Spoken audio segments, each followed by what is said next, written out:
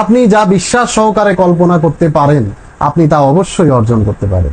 মানুষ যা বিশ্বাস সহকারে কল্পনা করতে পারে না তা সে অর্জনও করতে পারে না।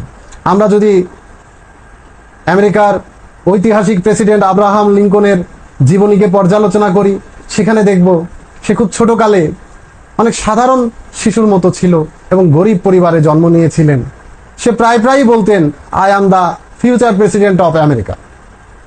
তো একটু লক্ষ্য করুন, ছোটকাল থেকেই সে বিশ্বাস সহকারে এই জিনিসটি কল্পনা করতে পারত। একদিনের ঘটনা, আব্রাহাম লিঙ্কন সহ অনেকজন গির্জায় গিয়েছিল।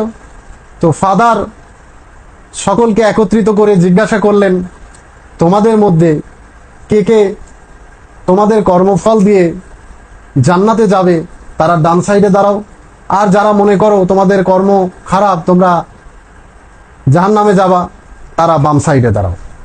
সকলে কেউ কেউ ডান সাইডে কেউ কেউ বাম সাইডে দাঁড়ালেন। একজন মানুষ সে মাঝখানে দাঁড়িয়ে থাকলো। ফাদার হতভম্ব হয়ে জিজ্ঞেস করলো, কি ব্যাপার, আপনি জান্নাত বা জাহান্নামে কোথাও যাবেন বলে আশা করেন না?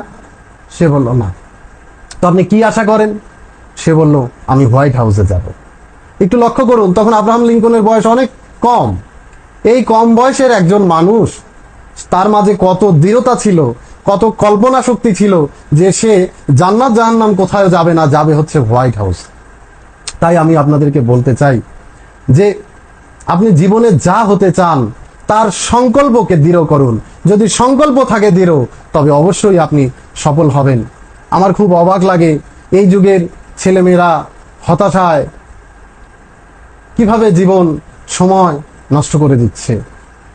যদি আপনি স্বপ্ন দেখেন, আপনি জীবনের যে কোনো লক্ষ্য অর্জন করতে পারবেন বা আপনার মাঝে সেই ক্ষমতা রয়েছে।